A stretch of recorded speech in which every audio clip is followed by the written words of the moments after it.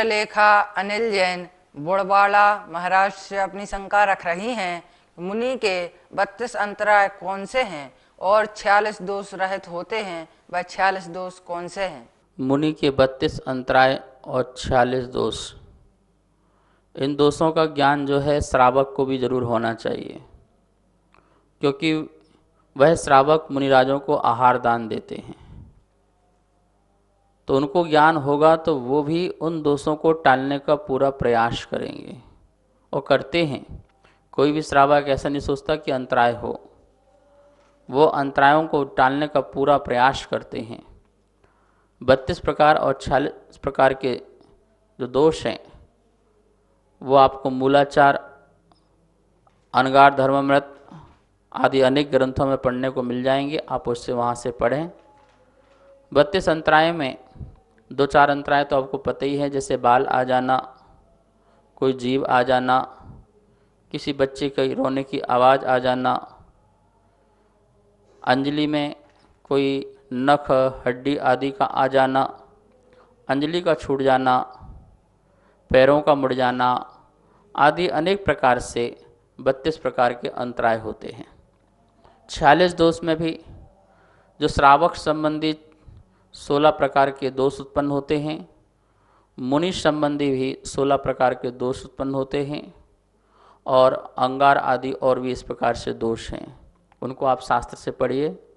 समय का अभाव है इसलिए सब दोषों के बारे में वर्णन नहीं किया जा सकता है, और इनका ज्ञान यदि आपको है तो आप निरंतराय मुनिराजों के आहार भी करा सकते हैं। नीलेश जैन उज्जैन से अपनी शंका रख रहे हैं, व्यंतरों की आरती क्यों नहीं करना चाहिए? हम सभी लोग देव शास्त्र गुरु की आरती करते हैं, बीतराग भगवंतों की, बीतराग गुरुओं की आरती करते हैं। जहाँ हमारे बीतराग भाव लक्ष्य होता है वहाँ पर हम उनकी आरती करते हैं। भिन्न भिन्न कहूँ आरती अल्प सुगुण विस्तार, उनकी जयमाल पढ़ना, उनके बारे में गुणों का स्मरण करना, उसको आरती कहा गया है। व्यंतरों की हम आरती क्यों नहीं करते? क्योंकि वो बीतरागी नहीं हैं।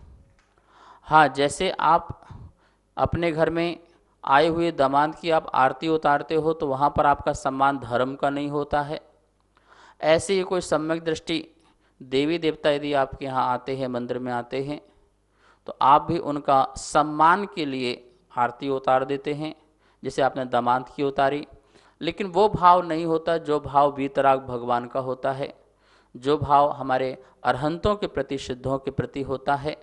वो एक सम्यक दृष्टि का एक सम्मान होता है कि सम्यक दृष्टि आया तो उसे कुछ समर्पण किया, उसे समर्पयामी दिया, उसे आरती दी, गुणगान किया।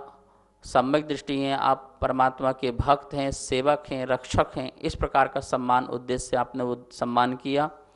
लेकिन जैसे भगवान का हम बीतराग भगवान का करते हैं सम्मान अष्टद्रव्य से, आरती से, वो एक अलग प्रकार का सम्मान है। भक्ति में अलग अलग अंतर होता है।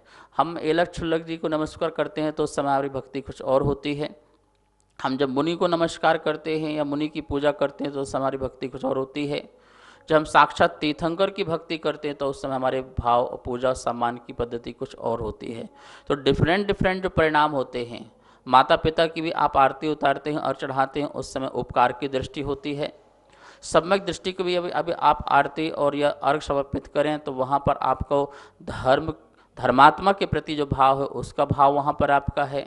व्रति की यदि आप करते हैं तो व्रति की वहाँ पर आपकी व्रत के प्रति परिणाम अच्छे हैं, और परमात्मा की जब आप आरती करते हैं तो वहाँ पर आपको उनके अनंत चतुष्टय के प्रति जो रुझान है उसके प्रति परिणाम है, उनकी आप आरती करते हैं। तो इस प्रकार से आप अलग अलग लगाइए और उसमें आप अपने परिणाम भी अलग रखिए, और उसमें किसी प्रकार की भगवान हो चाहे सम्यक दृष्टि व्यंतर हो, फिर कोई बाधा नहीं पड़ती है। वेद प्रकाश जैन बिहारी कॉलोनी दिल्ली से अपनी शंका रख रहे हैं, शास्त्रों में बताया है कि जो भगवान का समूषण होता है वह निरंतर आधा आधा योजन घटता रहता है। जैसे आदिनाथ भगवान का 12 योजन था तो और महावीर भगवान का 1 योजन बचा, और ऐसे बीच में आधा आधा योजन घटता गया, तो बीच में आदि महावीर भगवान का 1 योजन कैसे बचा? कौन से तीर्थंकर का समूषण का कितना विस्तार होता है, इसका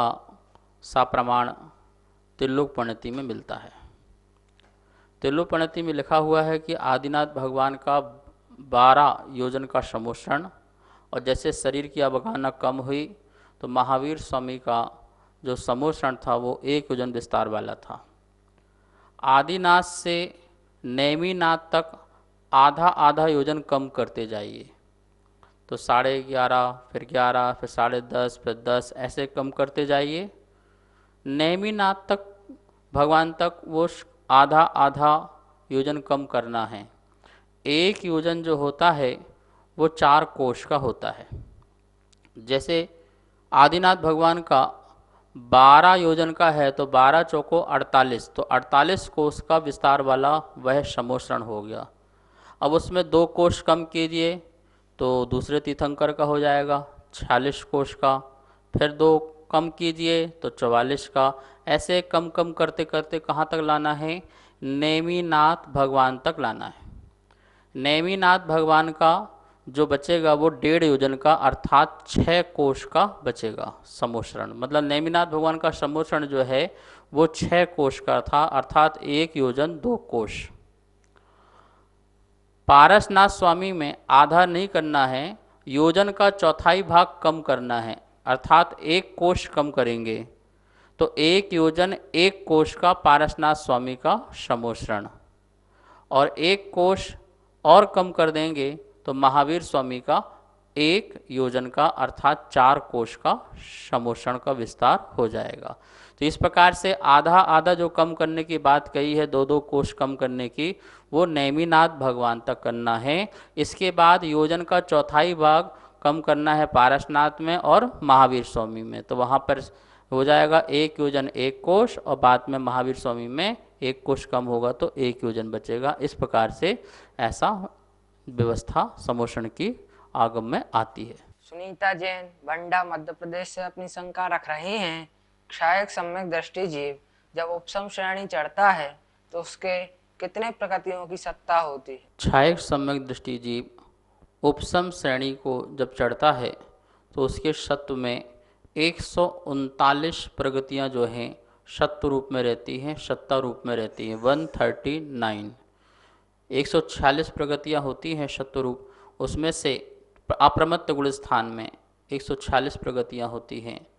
और जो क्षायक सम्यक दृष्टि जो है वो उपसम श्रेणी चढ़ रहा है, तो आचार्यों ने कहा है कि 8वें 9वें गुण स्थान में उसकी 139 प्रगतियां जो हैं सत्व में रहेंगी।